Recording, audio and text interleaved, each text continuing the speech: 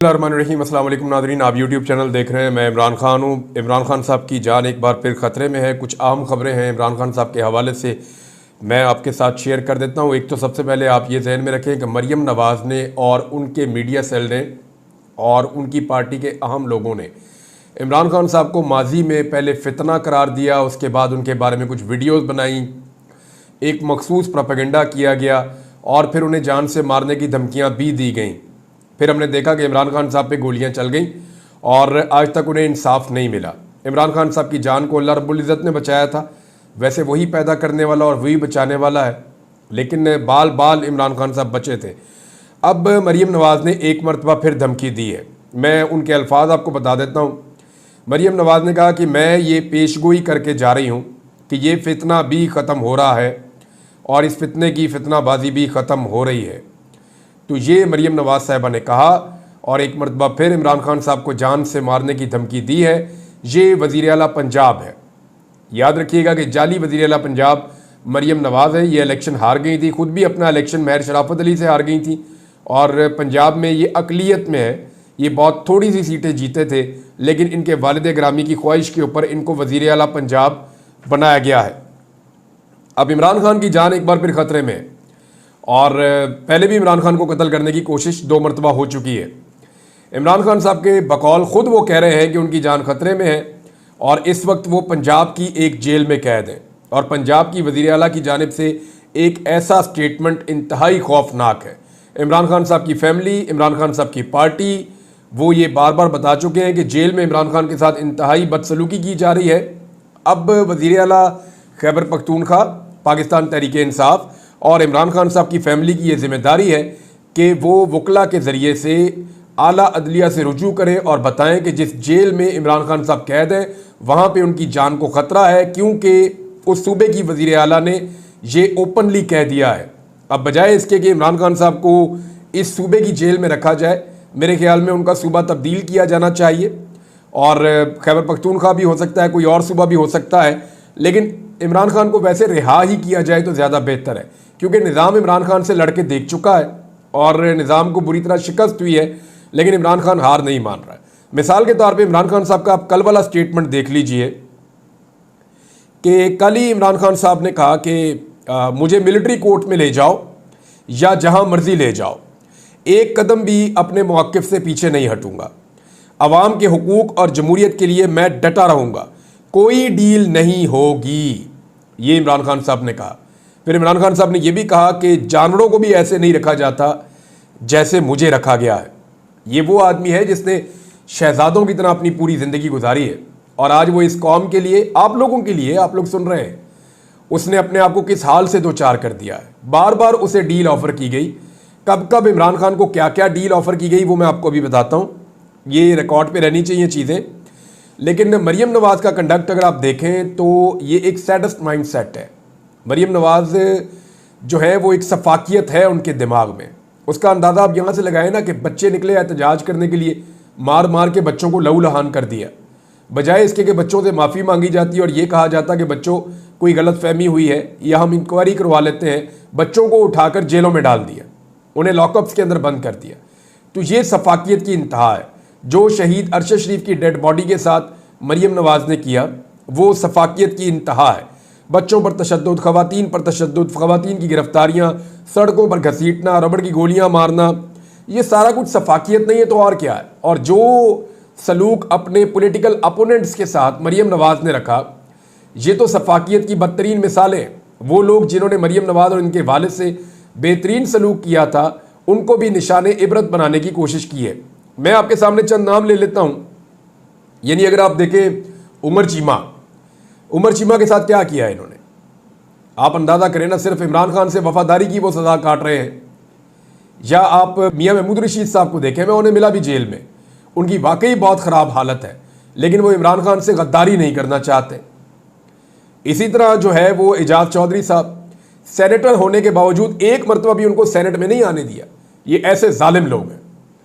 और फिर यास्मीन राशिद साहिबा, जिन्होंने नवाज शरीफ पे ज़ाती तौर पे एहसानात किए, लेकिन ये एहसान फरामोश ख़ानदान ना सिर्फ उनको ज़्यादा अजियत दे रहा है, बल्कि उनको 70,000 से उनकी जो जीत थी उसको शिकस्त में तब्दील करके मियाँ साहब ने अपने MNA बनने का शौक़ भी पूरा कर दिया। वो शख्स जो 3 मरतबा पाकिस्तान का वज़ीर आज़म रहा, वो एक MNA बनने के लिए किन हालात से गुजर गया और किस किस्म के कंप्रोमाइज़ उस शख्स ने किए हैं। बहरहाल इमरान खान साहब ने तो बहुत क्लियरली कहा कि जरा मैं तो किसी किस्म की डील नहीं कर रहा, ना मैं पीछे हट रहा हूँ, मुझे जानवरों से भी बदतर सूरत हाल में रखा गया, ऐसे जानवरों को नहीं रखा जाता जैसे इन्होंने मुझे रखा है। लेकिन ये वक्त भी गुजर ही जाएगा, ये वक्त गुजर जाएगा और ये जो लोग जुल्म कर रहे हैं ये लोग याद रखेंगे कि इन्होंने क्या कुछ किया और उनको याद दिलाया भी जाएगा बाद में। इमरान खान साहब को देखें जी, 3 मरतबा ऐसा मौका आया कि उनको डील की ऑफ़र की गई है। ये खबर हामिद मीर साहब ने भी दी है, लेकिन इमरान खान साहब को कब कब डील की ऑफ़र की गई वो तमाम चीज़ें मैं इस वीलॉग में आपको अभी बता देता हूँ। एक, जब 2024 के इंतखाबात हो रहे थे 8 फरवरी को, उससे पहले इमरान खान साहब को एक डील दी गई थी। इसके बारे में इमरान खान साहब की फैमिली ने कंफर्म भी किया था। इमरान खान साहब को उस वक्त ये कहा गया था कि आप पाकिस्तान से बाहर चले जाएं और अमली सियासत से कुछ अर्सा अपने आप को बाहर रखें, हालात मुवाफिक होंगे तो फिर आप आ जाइएगा। लेकिन इमरान खान साहब ने उस वक्त डील को मुस्तरद कर दिया था। दोबारा इलेक्शन के बाद इमरान खान साहब को डील दी गई, क्योंकि डील ऑफ़र करने वाले ये समझते थे कि इमरान खान साहब को जेल में रखकर निज़ाम हुकूमत चलाना मुश्किल होगा। लिहाजा इमरान खान साहब को एक मरतबा फिर कहा गया कि आपको आज़ाद कर देते हैं, आप पाकिस्तान से बाहर चले जाएं, 1.5 साल तक आप पाकिस्तान की सियासत में हिस्सा ना लें। पहले 3 साल कहा गया, फिर 1.5 साल कहा गया कि आप इतना अरसा खामोश रहे तो खान साहब आपके लिए गुंजाइश पैदा हो जाएगी, हालात बदल जाएंगे, आप पाकिस्तान से बाहर चले जाएं। इमरान खान साहब ने दोबारा डील लेने से इनकार कर दिया। तीसरी मरतबा इमरान खान साहब को इस आइनी तरमीम से पहले डील ऑफ़र की गई है। इस डील की तफसीलात अभी तक बाहर नहीं आई है, लेकिन ये कन्फर्म हो गया है कि 2 मुलाकातें इमरान खान साहब से नामालूम अफराद ने जेल के अंदर की हैं रात के अंधेरे में, और वो लोग इमरान खान साहब के पास कुछ पैगामात लेकर आए थे और कुछ बराह रास्त एक बड़ी शख्सियत भी आकर इमरान खान से मिली थी। लेकिन हुआ क्या? हुआ ये कि इमरान खान साहब ने चिट्टा इनकार किया और उसके बाद इमरान खान साहब को जिस सूरत हाल में रखा गया वो इमरान खान साहब ने खुद बताया और उनकी बहन ने आके बाहर दोहरा भी दिया कि एक्चुअली इमरान खान साहब के साथ इन दिनों में क्या कुछ किया गया है। पाकिस्तान तहरीक इंसाफ की जानिब से एक जो है वो ऑर्डर जारी किया गया है और ये कहा गया है कि तहरीक इंसाफ के तमाम MNAs, तहरीक इंसाफ के तमाम सेनेटर्स और तहरीक इंसाफ के जितने भी इस्लामाबाद में वकला तंजीमों के लोग और अहम ओहदेदारान मौजूद हैं, उन सब की ये ड्यूटी लगाई गई है कि वो तमाम लोग पहुँचे इस्लामाबाद हाई कोर्ट में आज के दिन, क्योंकि आज के दिन इमरान खान साहब का एक बड़ा अहम केस इस्लामाबाद हाई कोर्ट में लगा हुआ है। हमें अच्छी तरह याद है जब नवाज शरीफ का केस लगता था या मरीम नवाज का लगता था तो पूरी की पूरी नून लीग पहुँच जाती थी। जब आसिफ अली जरदारी का केस लगता था तो सारी की सारी पीपल्स पार्टी पहुँच जाती थी। लिहाजा अब ये कहा गया है कि तमाम लोग पहुँचे और ये तोशाखाना का बरीयत वाला केस है, जहाँ इमरान खान साहब को बरी किया जा सकता है, इसमें हाज़िरी तमाम लोग यकीनी बनाएं। इस्लामाबाद हाई कोर्ट में ये केस लगा हुआ है, लिहाजा सब लोग यहाँ पे पहुँचे और आपके आने से फ़र्क पड़ेगा। ये पाकिस्तान तहरीक इंसाफ ने अपने तमाम अरकान असम्बली, अपने तमाम पार्लियामेंटेरियंस जिनमें सेनेटर्स भी शामिल हैं, उन तमाम को ये अहकामात जारी किए हैं। गंडापुर साहब ने एक स्टेटमेंट दिया है और उनका स्टेटमेंट बहुत इंपॉर्टेंट है इस मौके पर। गंडापुर साहब ने कहा कि इमरान खान साहब के साथ जो बदसलूकी की जा रही है इसके ऊपर मैं वार्निंग दे रहा हूँ कि इमरान खान साहब की मुलाकातों को खोला जाए, पाबंदी ना लगाई जाए। इमरान खान साहब के खाने के मामला जो है उनको दुरुस्त किया जाए। इमरान खान साहब को जो एक्सरसाइज है उसकी इजाज़त दी जाए, क्योंकि देखिए उनकी टांग पे गोलियां लगी हुई हैं और उनको अपनी टांगों की एक्सरसाइज करनी होती है। जब आप उनसे साइकिल ले लेते हैं या आप उन्हें एक्सरसाइज नहीं करने देते तो उनको प्रॉब्लम होती है। हमें ये याद रखना पड़ेगा कि इमरान खान साहब की उम्र 70 साल से ज़ायद है। वो बेहतरीन वर्जिश करके अपने आप को एक मजबूत इंसान के तौर पर या एक फिटनेस के एतबार से वो अपने हम असर सियासतदानों में सबसे बेहतर हैं। तो इमरान खान साहब को आप एक नौजवान की तरह ट्रीट नहीं कर सकते। उनकी कुछ मजबूरियां भी हैं, उनकी उम्र भी ज़्यादा है, उन्हें गोलियां लगी हैं हाल ही में, लिहाजा उन्हें एक्सरसाइज की ज़रूरत है।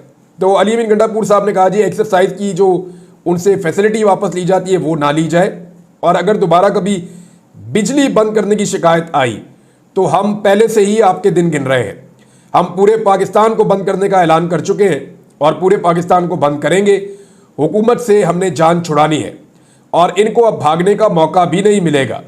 हमें मजबूर ना करें कि हम अमन को छोड़ दें। हम हमेशा पुरअमन रहे हैं, हमें मजबूर ना किया जाए कि हम अमन का दामन छोड़ दें। फिर उन्होंने कहा कि पार्टी के अंदर वो लोग जिन्होंने इमरान खान साहब से गद्दारी की है या जिन्होंने बुज़दिली दिखाई है, तारीख में उनके लिए एक लफ्ज़ मौजूद है और वो लफ्ज़ है गद्दार। तो ये लोग गद्दार हैं और उनकी पार्टी में कोई गुंजाइश नहीं है। अब पार्टी में कमज़ोरों, गद्दारों और बुज़दिलों की कोई ज़रूरत नहीं है। पार्टी में बहुत सारे बहादुर लोग आ चुके हैं, वही पार्टी का मुस्तकबिल है, वो पार्टी को संभालेंगे। अली अमीन गंडापुर साहब ने ये अनाउंसमेंट की है और ऐसे मौके पर की है जब इमरान खान साहब की जान जेल में ख़तरे में है। नादरीन, फस्तायत का सिलसिला अभी रुका नहीं है। इससे पहले कि मैं सुप्रीम कोर्ट ऑफ पाकिस्तान में कुछ खबरें हैं वो आपके साथ शेयर करूं, लेकिन एक चीज़ मैं आपको बताता हूं कि F7 में हाजी इम्तियाज़ MNA, ये वो MNA है जिन्हें पहले गिरफ्तार भी किया गया। इनकी बुजुर्ग वालदा का स्टेटमेंट भी आया था। पहले इनके जो भाई हैं एजाज चौधरी, वो MNA थे, इस मरतबा ये MNA बने हैं और इन्होंने सबसे ज़्यादा वोट इमरान खान साहब की सीट के बाद 2 लाख से ज़्यादा वोट इन्होंने हासिल किए हैं। अब हाजी इम्तियाज़ साहब पे इतना गुस्सा है कि इन्होंने एक वोट नहीं डाला। इनका इस्लामाबाद F7 में घर है, उसके ऊपर बुलडोज़र चलवा दी गए हैं। घर का एक हिस्सा जो है उसको गिराया गया है। CDA का ये कहना है कि जनाब ये गलत बनाया था। तो क्या आज तो नहीं बनाया था, कई सालों से अगर गलत था तो था, पहले तो नहीं गिरा रहे थे। लेकिन अब गुस्सा निकाला जा रहा है और गुस्सा उतारा जा रहा है। इसकी 2 वजूहात हो सकती है कि सिस्टम ये बताना चाहता है कि अगर हमारे साथ गद्दारी करोगे तो हम किस हद तक जाएंगे, और दूसरी वजह यह हो सकती है कि सिस्टम ये बताना चाह रहा है कि अभी हमने 27वीं तरमीम भी लेकर आनी है, लिहाजा 27वीं आईनी तरमीम में या तो हमारे साथ खड़े हो जाओ, नहीं तो हम मज़ीद नुकसान भी करेंगे, मज़ीद नुकसान बर्दाश्त करने के लिए तैयार रहो। 27वीं आईनी तरमीम क्यों लानी पड़ रही है, इस पर कुछ टेक्निकल चीज़ें हैं, वो मैं आपके साथ अगले वीलॉग में ज़रूर शेयर करूँगा। लेकिन एक चीज़ मैं आपको बता देता हूँ कि 26वीं आईनी तरमीम में कुछ गलतियाँ हुई हैं इस हुकूमत से, क्योंकि जल्दबाजी में हुई। वैसे भी प्रोफेशनल लोग नहीं है जिन्होंने ये आईनी तरमीम बनाई, ये तो लाकर सिर्फ हुकूमत के हाथ में दी गई थी कि जनाब इसको पास करवा दें, तो हुकूमत ने उसको पास करवा दिया। मौलाना साहब ने उसमें से कुछ चीज़ें निकाल दी और कुछ चीज़ें जो फ़ायदेमंद थी वो उसके अंदर रहने दी। मौलाना साहब के लिए फ़ायदेमंद थी, अदलिया के लिए या पाकिस्तान के लिए या आइन के लिए नहीं थी। तो अब ऐसा है कि ये आईनी तरमीम तो हो गई। अब मुझे याद आ गया कि शाहिद खकान अब्बासी साहब ने बताया कि माजी में भी ना, जब नवाज शरीफ के बाद 2/3 अक्सरियत हुआ करती थी, उस दौर में भी एक आईनी तरमीम लाई जा रही थी। 17-18 अरकान खड़े हुए, उन्होंने उठ के तारीफ़ों के पुल बांध दिए, मियाँ साहब कमाल कर दिया, मियाँ साहब ये कर दिया, मियाँ साहब वो कर दिया। तो उन्होंने कहा जी, हमने पूछा उन लोगों से, आपने आईनी तरमीम पढ़ी है जो आप तारीफ़ें कर रहे हैं? तो उनमें से किसी ने भी नहीं पढ़ी हुई थी। फिर नवाज शरीफ साहब से पता किया तो नवाज शरीफ साहब को भी नहीं पता था। तो ये आईनी तरमीम जो नवाज शरीफ साहब के दौर में जितनी भी पास हुई हैं, वो एस्टेब्लिशमेंट ने ला के रात के अंधेरे में नवाज शरीफ या शहबाज शरीफ के हाथ में पकड़ाई है, जनाब ये आईनी तरमीमें जाके पास करवा दो। और इन्होंने हमेशा अच्छे बच्चों की तरह वो आईनी तरामीम पास करवाई हैं। अब ये बात शाहिद खकान अब्बासी साहब ने बताई है। बहरहाल 27वीं आईनी तरमीम का मामला आगे बढ़ेगा तो आपको बताएंगे। पाकिस्तान तहरीक इंसाफ ने 8 तारीख को यानी 8 नवंबर को पेशावर में पहले तगड़े और बड़े जलसे का ऐलान कर दिया है। तहरीक इंसाफ दोबारा से क्या एक मोमेंटम बना पाएगी? क्या तहरीक इंसाफ दोबारा से अपनी पार्टी को उसी तरीके से आगे बढ़ा पाएगी जैसे अगस्त में जो एहतजाज शुरू हुआ था, तो वो अक्टूबर आते आते बहुत ज़्यादा पीक पे चला गया था। यानी वो 2 माह लगे थे, लेकिन 2 माह के अंदर एक अच्छा खासा तहरीक का मोमेंटम बन गया था। तो क्या तहरीक इंसाफ दोबारा बना पाएगी? इसके लिए आपको थोड़ा वेट करना पड़ेगा। लेकिन तहरीक इंसाफ में इस वक्त कुछ नकब लगाने की तैयारी है। बहुत सारे ऐसे लोग जो पाकिस्तान तहरीक इंसाफ को छोड़ गए थे। देखिए, मैं आपको क्लियर करता हूँ, कोई भी तहरीक इंसाफ को छोड़ना तो नहीं चाहता था। क्या फवाद चौधरी ने, अली जैदी ने, इमरान इस्माइल ने, असद उमर ने, इन्होंने तहरीक इंसाफ खुशी से छोड़ी थी? भाई, इनमें से कोई भी तहरीक इंसाफ को छोड़ना नहीं चाहता था। लेकिन ये कमज़ोर लोग थे, बेचारे पढ़े लिखे लोग थे, वो मम्मी डैडी किस्म के लोग थे, ये नहीं खड़े हो पाए। जब इनके ऊपर सख्ती आई तो ये टूट गए। तो पहले एस्टेब्लिशमेंट ने ज़बरदस्ती इन लोगों से पार्टी छुड़वा दी।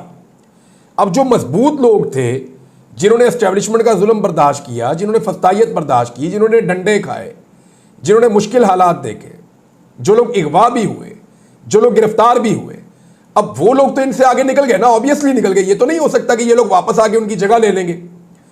तो पॉलिटिकल पार्टी के अंदर तो पुराने वर्कर की बड़ी इज्जत होती है, और जिसने मार खाई हुई उसकी बहुत इज्जत होती है। और जो मुश्किल वक्त में छोड़कर चला जाए तो अच्छे वक्त का साथी जो है उसकी वो पॉलिटिकल इज्जत नहीं होती।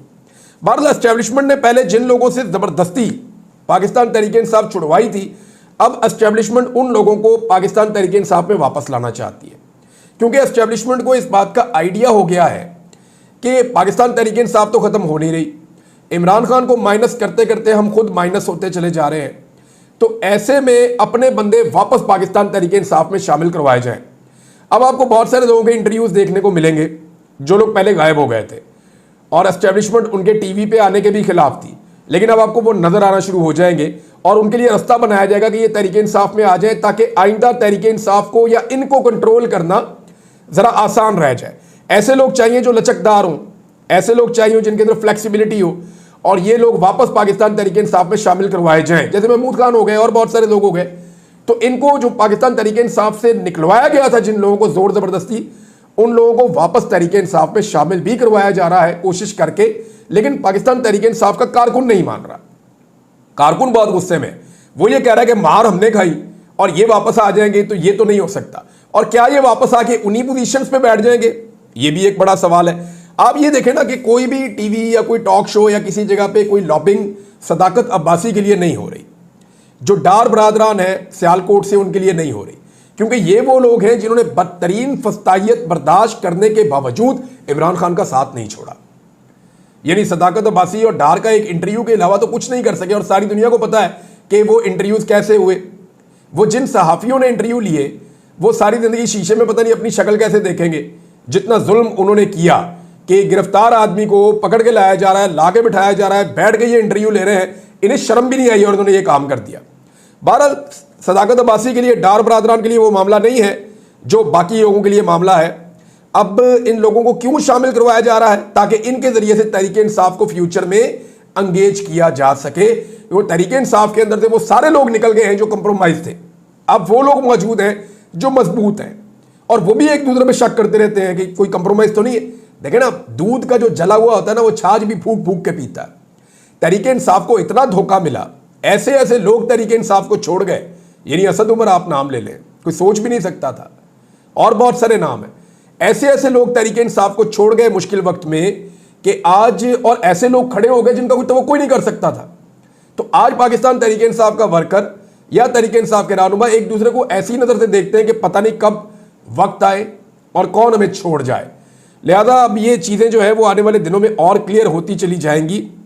एक और खबर जो अदालत से है वो ये है कि 2 एडहॉक जजेस जिन्हें काजी फायद ईसा साहब लाए थे अपनी ख्वाहिश पे, उनमें एक मजर आलम मियाँ खेर और दूसरे जस्टिस तारिक मसूद, इन दोनों को फुल कोर्ट के इजलास में शरीक नहीं किया गया। ये छोटी बात नहीं है, ये बड़ी बात है। ये 2 जजेस को काजी फायद ईसा साहब अपनी मर्जी के 2 जज लेकर आए थे ताकि सुप्रीम कोर्ट में काजी साहब की अक्सरियत वापस आ सके। लाने तो 4 थे लेकिन 2 आ गए थे।